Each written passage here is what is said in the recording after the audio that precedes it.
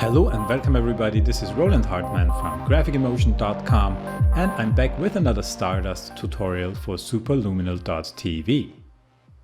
In this tutorial we will create this nice space scene that you can see here. We will create an asteroids field, we will create a planet, and we will especially focus on one of the latest features of Stardust, and that is the option of using 3D volumetric slides right inside After Effects, and this is really awesome. Totally cool. You can really create awesome things as you see here. A light that is interacting with 3D elements inside After Effects is pretty cool. So it looks complex and difficult, but actually the setup is quite simple. So let's dive right into After Effects and let's get started. In After Effects, first of all, let's create a new composition. As always, I use the HDTV 1080 preset and make it 10 seconds long. Now I will add a new solid and call this my Stardust layer. And I will apply the Stardust effect to this layer. And I will start to set up my emitter to create the asteroids. So first of all, before I do that, I will add a light to the scene. And the reason why I do that, I will add a parallel light, is that because I want to use my custom view, and I can use this only if some kind of a 3D element is in my scene, and the light is a 3D layer. So now I am already in my custom view and I want to change my emitter.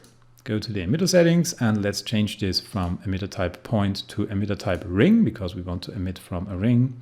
Then I will turn down the speed to 0 for now, and I will expand the size on X to 2500.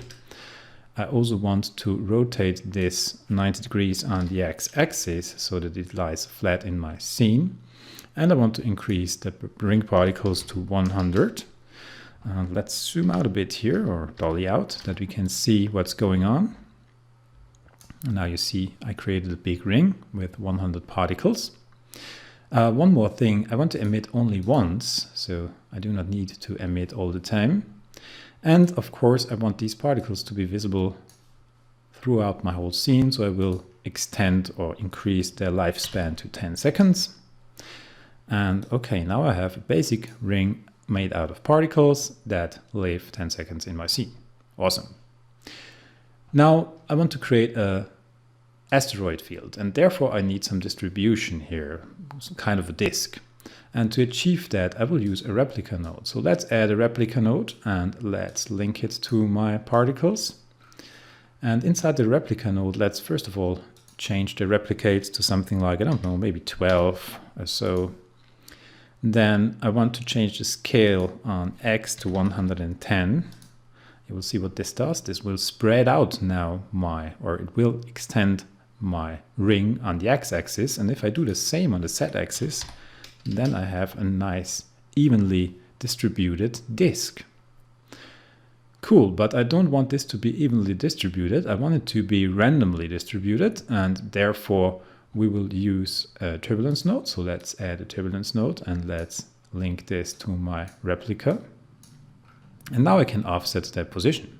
So let's put in something like, I don't know. Let me quickly take a look at my 2 horizontal views, and I need here now not the top view, but I want to have one of the side views just to see how far these are distributed.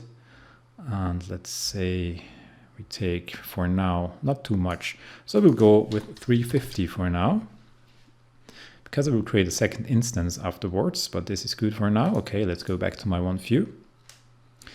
And now I want to add a bit more randomness here. So the first thing I want to do is I want to change the size of the particles a bit. So I go to my particle properties and I randomize this size. Let's say maybe something like 80% size variation. Now let's go to our replica node, and here we also have some options to randomize this. In the random properties here, you see we have the replicate chance, and this is also nice. So let's get rid of a few of these, because this also creates randomness. That will help us to create a realistic asteroid field. And again, we can also change the particle size a bit here. I will not go too crazy here, maybe something like around 50%. Okay, until now we only have flat circular 2D particles. So we have no 3D objects in here yet, but it's time to change that and to replace our particles with 3D models. And therefore I will use assets from the 3D library. So let's open up our preset browser and let's enter the 3D library. If you don't know about the 3D library, then you should check out one of my previous tutorials where I explained a little bit. And this is a selection of 3D objects that you can use inside Stardust, and it ships with the full version of Stardust. So it is not available for trial version, but if you have a full version, then you can download it right here and install it. Inside this library, you can find a bunch of folders, and we are interested now in the nature folder and here in the rock folder. So let's add a few of these rocks to my scene, and actually I will just take these 3 here. So I will take rock number 7, I will take rock number 8, and I will take the last one here, rock number 9. Okay, and add these to my scene, and now they are all in my scene. So let me just drag these over here that I can rearrange these a bit. So let's put this down here and just rearrange this a bit better.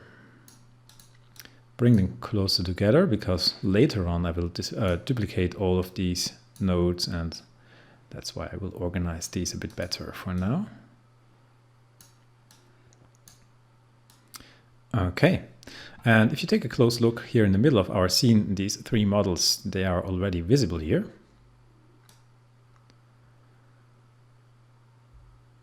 But of course, I want to distribute this on my particles. So to do that, first of all, I will link all my model nodes with my particle node. And by default, this will do nothing. And this is because my particle type is still set, or shape is still set to circle. If I change this now to model, you will see we'll get a big mess. And this is because the size of my models is way too big. So let's go to our model node. And let's change the sizes here a bit. So in the first one, I want to change it, let's say, to 3. And the second model, we will set the size to 4, bit of a variation. And the last one, we will set to maybe 7. Let's take a look how this looks like. And now all of my particles look pretty much the same. And this is because by default, Stardust is placing one of these models on each particle, and we do not want this. So go to the particle node, and there is an important setting when you want to distribute 3D objects on your particles, and this is the use models here. If it's set to all, then it does exactly what I just said. So it will just use all of these 3D models on each particle. But if you change this to random, then it will randomly distribute your 3D models that are linked to this node here on your particles. And this is exactly what I want in my case. So you see, it looks quite nice already. Now, let's make this even more interesting. Let's go to the particle node and add a bit of random angles. So just increase the angle random to 100. Now they are all orientated in a different way. And I also want to introduce some animation. So I will introduce a subtle amount of rotation. So let's say speed of 1 on X, maybe 2 on Y, and 1 on the Z axis, and then randomize this speed about 50%. Now they will all spin a little bit. Let's take a quick look here. I don't know whether we can see it from this distance. If I create a run preview here, yeah, you see they're slightly slowly spinning, and that's exactly what I want. Okay, then I also want to introduce some animation here. So I want them to float around a little bit, and I will do that by just animating the fractal speed of my turbulence. So let's go to the turbulence node, and here we have this fractal speed option, and also be very gentle here. So do not push this too far, because otherwise they will fly around like crazy. And I think that 0.5 will be enough here actually. But we will see that when I create a camera in the next step. So now let's create a camera. And in my case, I will create a 24mm, bit of a wide angle camera. And now this is in the middle here of this circle. And actually I want this to be right inside my star field. So I will just, or my asteroid field. So I will just dolly out take a look here. And you see my particles suddenly disappear. And this is actually because of the clipping settings of Stardust. So if you go to your render settings and if you go to clipping, and you see we have this max distance here. So that means that all the particles that are further away from your camera, and my camera now is my custom view camera, further away than 15,000, they will disappear. So I will just change this for now to 25,000 and 24,000, because then I will see all my particles. And you see what we have got here. It looks pretty cool. So one more thing I want to do to increase the realism of that is inside the replica node, I have the option to turn off the original, let me see how it is called, the original opacity. And that means that the original result of my emitter, which is my ring, I can just turn this off. You see, if I turn this off, it just somehow looks a bit more natural. And this is what I want. So I just turn this to 0 and it's good. Okay, so let's take a look where my camera is now. And by the way, before I continue working, you see we have all these OBJs and all the JPEGs that are actually the textures of these rocks here that Stardust added to our scene. I just want to hide these for now because I do not need them now in my timeline. Now with my camera selected, I will position this a bit better. So let's pull it out here on the Z axis, and I will pull it out quite a bit because I want this camera to be in the middle of my asteroid field. All right, like so. Good, probably. Let's see. And now let's create a quick planet here in the middle. And this is pretty simple. Modeling planets is probably the easiest thing in 3D. So let's just grab a model node. Let's select a primitive, and I want to have a sphere, of course, and crank up the size to 2250 or something. And you see now I have a planet. It's probably a bit too big, so let's make it 2000. 2000? No, a bit bigger, 2150. Yeah, okay. And it's a bit jagged here, so it has a few edges, and this is because of the low segment count. So let's just increase this to 96 on X, 96 on Y. Now we get a nice smooth planet here. And now if I change to my active camera, you can already see what this does and what this looks like. So it looks a bit flat, everything, but now the fun part starts, because now we will set up a nice view and then we will introduce the volumetric light. So be a bit patient, a few more minutes, and then it gets really exciting. Okay, I mean, it was really exciting already, but it gets even more exciting. So I will zoom in a bit further with my camera because I want the planet to fill a bit more of my screen here, like so. And now I will dolly over to the side so that we just have this part of my planet here in the scene. That looks good. I will bring it in even further, like so. I want to have a few of these stones or rocks here a bit nearer to my camera. Looks not too bad, but I can change this later on using the seeds. I will show you this in a moment. So now let's give it a bit of rotation here on the Z axis, maybe something like 5 degrees. Yeah, that adds a little bit of drama here. Okay, so let's create a quick run preview just to see what we have got, whether the animation is nice and smooth. Maybe it's just a little bit too slow. I mean, things move slow actually they move pretty fast in space, but they look slow, you know. Let's take a look. No, that's perfectly fine. Really smooth. I like it. Okay, so now let's introduce a volumetric light. Right now I have one parallel light in my scene, but this is just something like a help light, and I do not want to use a parallel light as my volumetric light. One hint right before we get started here, it really makes a difference which kind of light you use. So a parallel light, if you use it as a volumetric, will look different than a point light or than a spotlight. So keep this in mind when you set up volumetric light scenes. In my case, I want to use a spotlight, a spotlight, and I will turn down the cone angle to 20 degrees, and this has a reason, and you will see this in a moment why I do that. I will just now change to my 2 views, and this time I want to have my top view here because I want to place my spotlight here. And I want the spotlight to be in the back of my scene. So it should be right in the middle or on the edge of my asteroid field. I want it to point towards my camera or towards the planet. And I want it to be visible here right on the edge, like that. A little bit like that. And then we just point it a bit more towards my camera.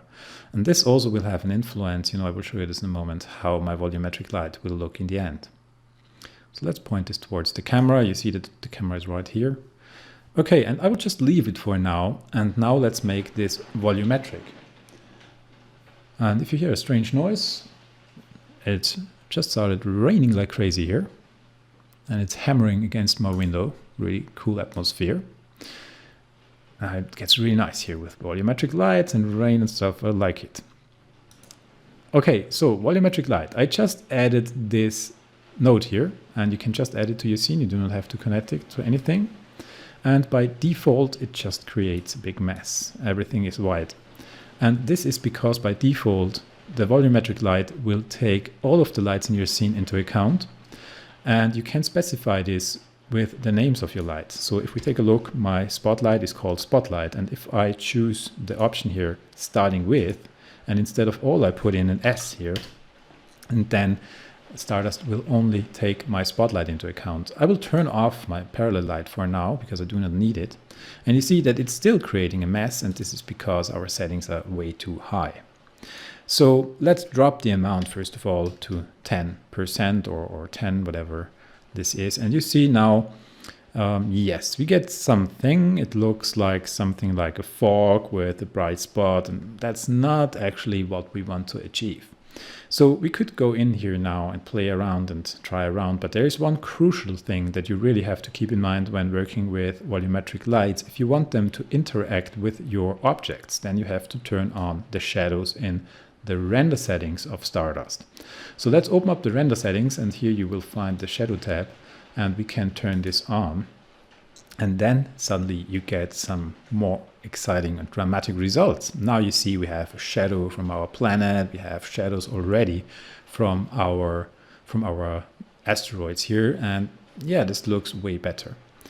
I think that the position of my light is not perfect. I want it to be a bit back or further back, because now it's not taking all of these asteroids that I have in my scene into account. So I will just move this further back. And you will see the further I move it back, the more drama it will create, because the more stones actually, or asteroids actually really interact with it.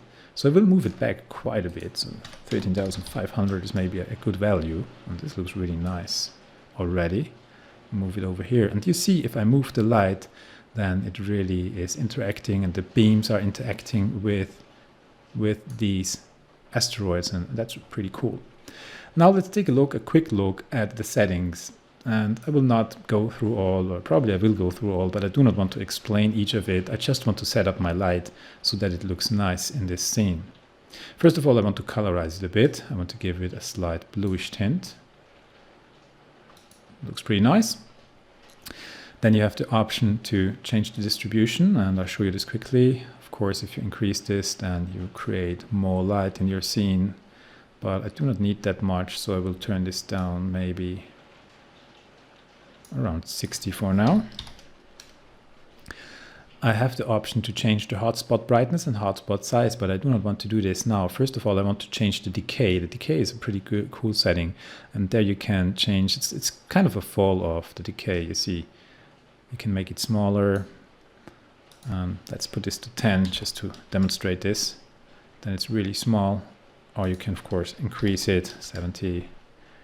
If I go further here, don't know, let's see. Then you create more volumetric light in your scene. And I think that for me, a small amount of decay is nice, something like 20. Let's stay with 20 for now. Then we have the contrast. The contrast also a very interesting setting. So if you turn this down, maybe to 20, then you will get more fog feeling here, and the more you crank it up, the darker your scene will get. So I want it pretty dark, so I will increase it maybe to 75. And that looks quite nice. I still have these foggy elements here, but the overall feeling is a bit darker. Maybe I even increase it to 80. Yeah, I like it a bit better. Then we have the shimmer amount. Shimmer amount, you see we can create this rays here. That's also pretty cool. And I will turn it down a bit. I don't want it too much, so 50, yeah, I'll leave it at 50. And I can change the shimmer scale here. And the further I crank this up, the details, more details you see appear in this shimmer. That's pretty cool. And in my case, I want to make this around 200. Then you can, of course, animate the shimmer, and therefore you can just animate the shimmer phase. It's not really necessary in my case, so I can just leave that as the standard value. Then you can mix the shimmer with the shadows, I think, or with the light as it is. You see, you can increase the shimmer or decrease it. I will just leave that as a standard. And the shimmer world I will also leave at 0. I think this has something to do when you move the light inside 3D space, and then the shimmer world will have an effect on the position change. But in my case, the main thing here will be the shadows that will create this volumetric feeling.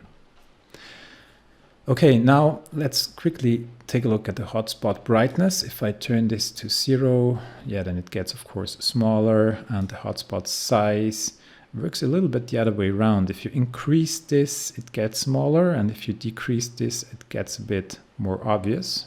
Interesting. So in my case, yeah, I can just leave it, I don't know, hotspot brightness 40, and the size, yeah, it's quite good with 120, maybe 100, like so, maybe 150, not that much of a difference. Okay, let's say that I like that, and I really do. So if you take a close look here, and we are in half resolution only, so let's go to full resolution for a moment. And we have really these really nice beams of light and this fog going on here, and it's really cool. But it would even be better if we have more asteroids in our scene. So let's do that. Let's move our volumetric light out of the way for a moment, and let's just duplicate our whole tree here of my asteroids field. So I select all of my nodes, and I will just press Ctrl D on my keyboard to create a duplicate. And now I have to rearrange this a bit. So let's just drag these down here without creating too much of a mess. I'll just try to keep my hierarchy intact and just separate them. Okay. I didn't get these. Now I have them. Okay, now I have to just connect this again. Okay, and now I want to create a bit of a variation between these. So first of all, inside my second emitter now that I created, I want to change the ring particles to a way higher amount. So let's say 400, and this will fill our scene immediately. That's a bit too much, but we will change this in a moment. So first of all, I want these to be way smaller. So I go to my particle size and change it to 5. I want to have a few more small ones here. That looks better. Now I will go to my replica, and actually I can change this also a bit. So just to put in a bit of variation, let's say that we put in 107 and 107 on Z, and now we have a bit more here.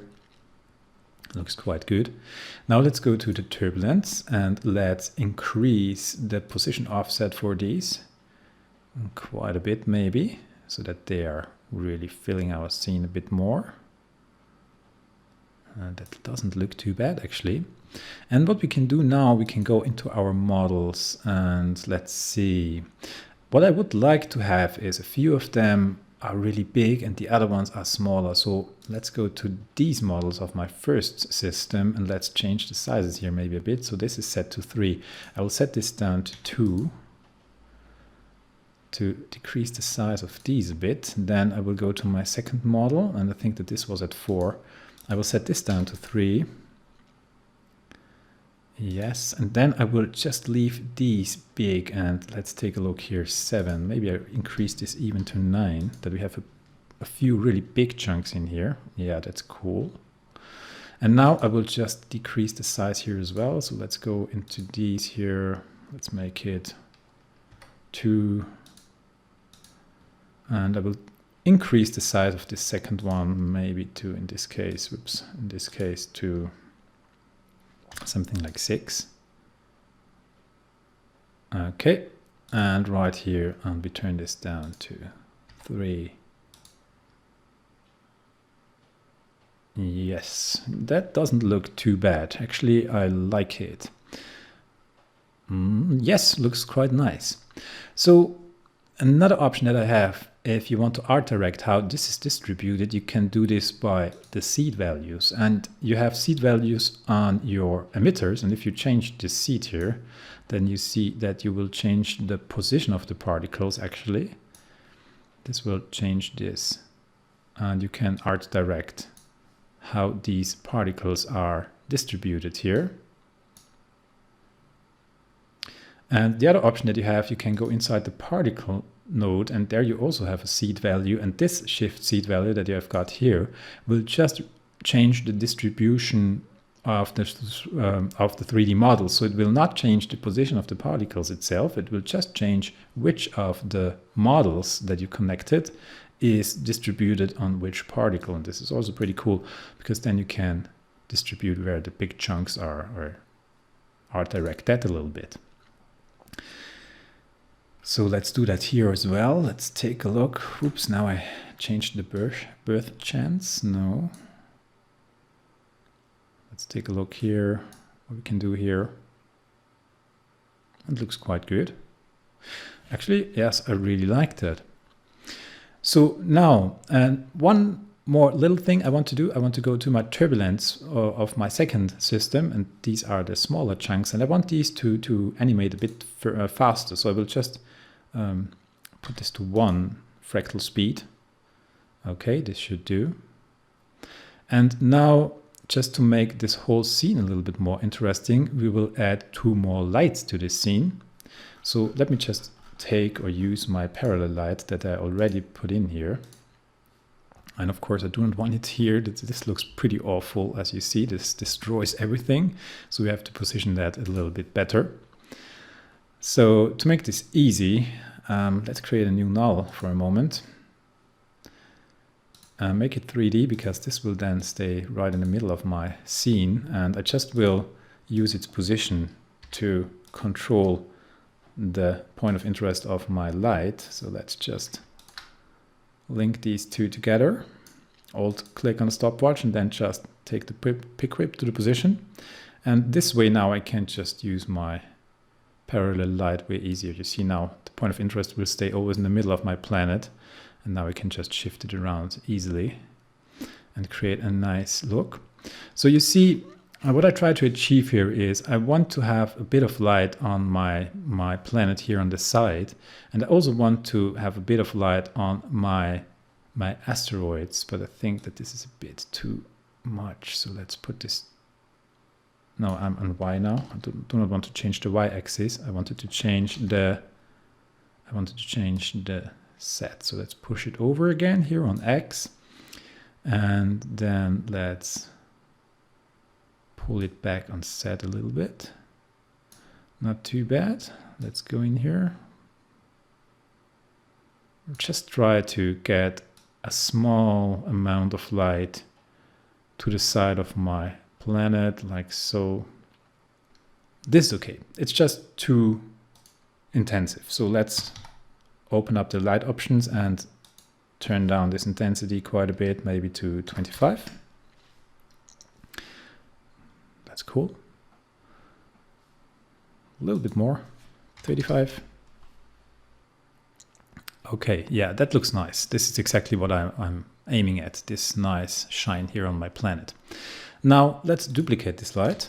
Let's make this fast now. I will speed this up a little bit now. I'm wasting too much time on lighting, but you see, lighting is crucial for these scenes. So this is really where you should spend time to get this right, because this really creates the look. And now I will just take this, and no, this is too far back. So I will just take this over here No, actually I have to take it further back. What I want to create with this is a slight shine here on the edge of my planet, as you see now. This looks pretty cool, but I just turned down the intensity here a bit more, maybe 20. And of course I could play with the colors here a bit more, so I could make this more bluish. Let's take a look. One view. Yeah, I think that this looks quite nice. It's really not too bad. Okay, so one thing that I did not do is to add a texture to our planet. I mean, it would not be necessary because it's just a shadow of a planet, but you know, it adds a bit to the scene. So let's add a material and let's link it to our model, which is our planet actually. I didn't rename any of these now, so it's not very organized. And now let's import a texture. So let's go to import file. And I will just choose one of my textures. And I downloaded these textures a few years ago, I think, from NASA. I do not really remember anymore, but this is actually Io. This is one of the moons of Saturn, Jupiter, I don't know. But it's a cool texture. And I just pre-composed this now. And I want to tint it so that it is a black and white texture, like so. So you can see it, how it's looking. Pretty cool. And I also want to add a bit more contrast. So I will just take curves and color correction and increase the contrast a bit. I actually just, oops, no, I didn't want to change the RGB. I just want to stay on the, yeah, I want to change the RGB, not the colors. So let's just increase the contrast here to make this more dramatic, like so. Looks pretty cool. Okay. Nice.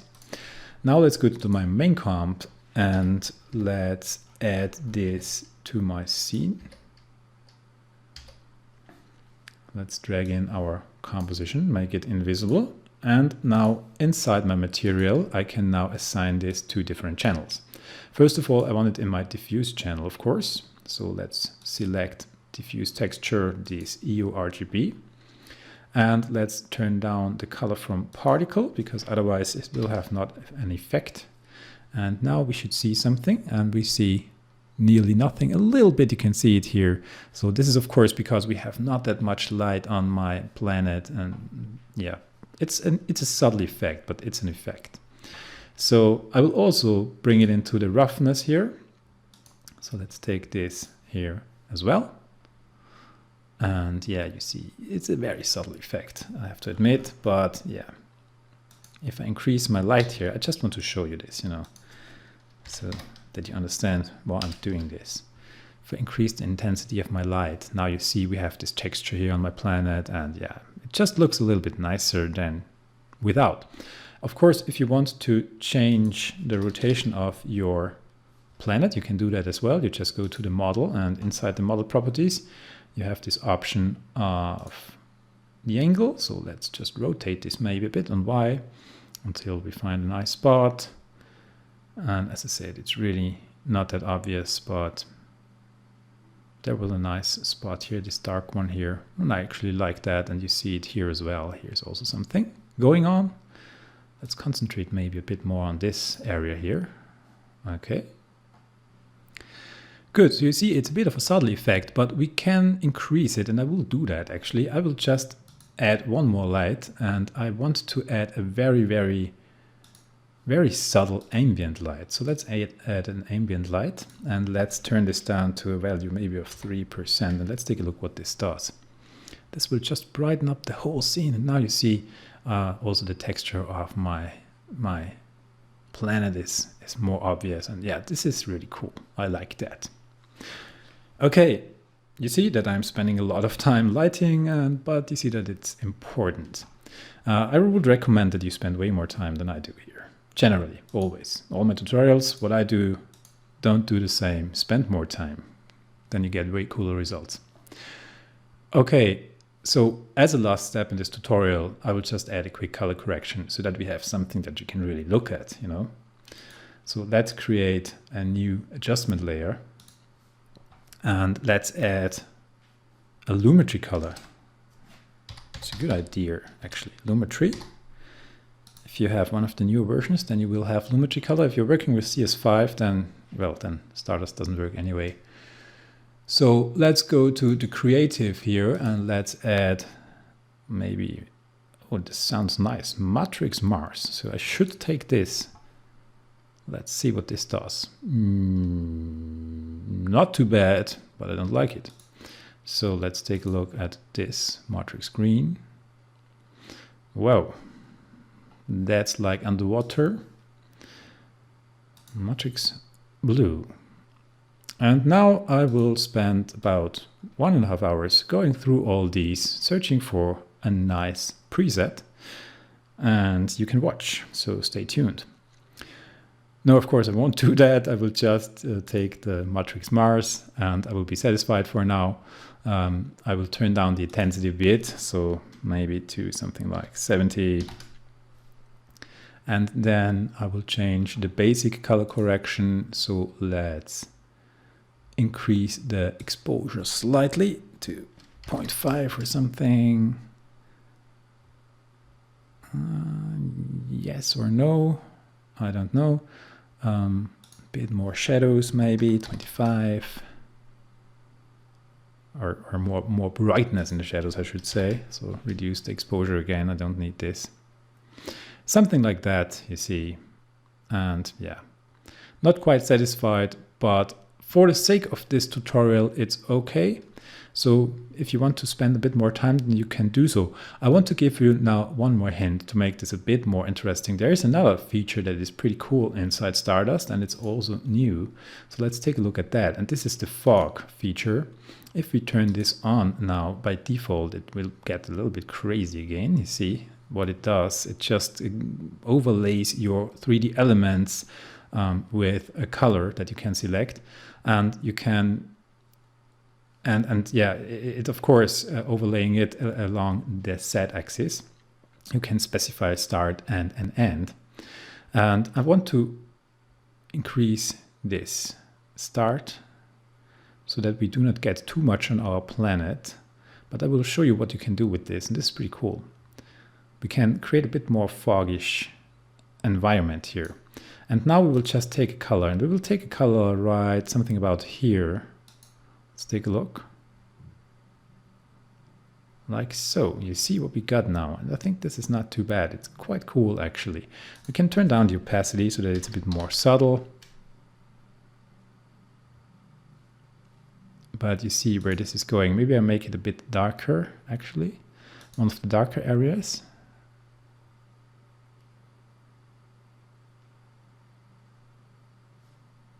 Yeah. And I think I like that. It's not that bad. So if we turn this off now, you see that we have a bit of a fog going on here in my asteroid belt, and I really like this effect. Okay, so as a last step, I will add, first of all, I will just bring in the start of my work area to frame number 1, because on frame number 0 we have no particles. Now I will create a quick animation, a very quick animation, just 5 seconds, just a short piece, because I want to do a quick run preview in the end. Let's separate the dimensions here. I only want to move it on X. That makes it easier. X position keyframe. At least I do one thing fast in this tutorial, and this is creating an animation. So let's now move this behind our planet a bit further, like so. And as a really last step, and I think I said this now already for I don't know how many times, but this is really crucial, I will put in a backplate here. So let's just import a nice texture, and I downloaded this also from the internet, so just some kind of a space texture, and put it in here, make it 3D, make sure that it doesn't accept any lights, so turn this off, accept lights, position it way back, 25,000 is good.